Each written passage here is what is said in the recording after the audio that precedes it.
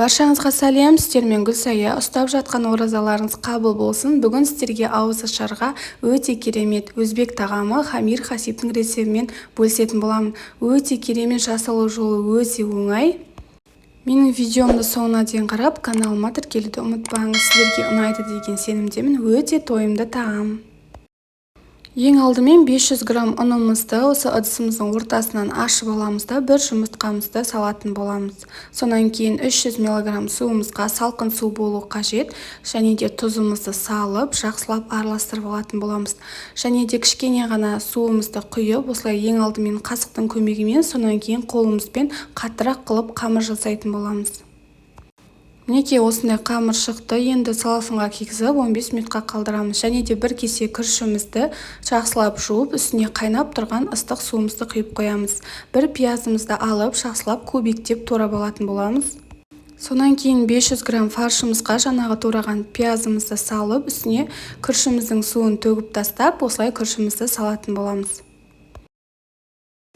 Дәміне қарай кішкене тұзымызды, қызыл паприкамызды саламыз, және де кішкене қара бұрышымызды салатын боламыз. Егер сізде үйіңізде қандай да бір зелен болса, зелен қосуыңызға болады, өте керемет дәм береді. Ендігі кезекте барлығын қасықтың көмегімен жақсылап, сонан кейін қолыңыздың көмегімен жақсылап араластыратын боламыз.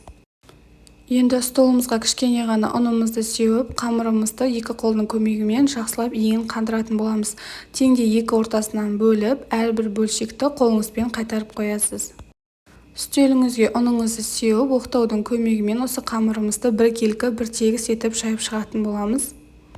Құрметті менің көрерменім, сіз менің каналыма әлі күнге дейін тіркелмеген болсаңыз, тіркеліп кетіңіз. Және де қандай да бір рецепт күтетін болсаңыз, комментарийға жаза кетіңіз, мен міндетті түрде жасайтын боламын.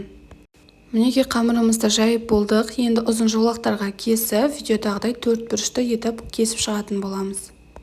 Сонан кейін салмамызды салып шығамыз. Салмаңызды салған кезде осылай видеодағыдай қиғаштап салуыңыз қажет. Сол кезде бізге қазір орауға ыңғайлы болады.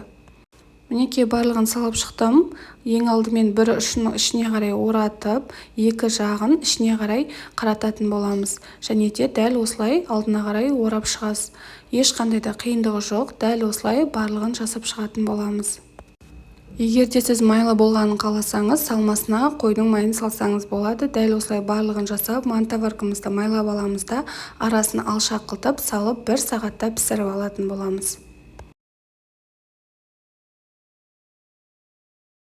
Мінекей менің тағам пісті. Енді үстіне подливасын дайындаймыз. Ол үшін бір пиязымызды майымызға жақсылап тұрып қуырып аламыз. Және де бір морковымызды терканың үлкен көзінен өткізіп, жақсылап қуыратын боламыз. 2 ас қасық томат пастасын салып, жақсылап қуырып аламыз. Мінекей достар, біздің Хамир Хасиб тағамыз дайын болды. Егер менің видеом ұнаса, менің каналыма тіркелуді ұмытпаңыздар.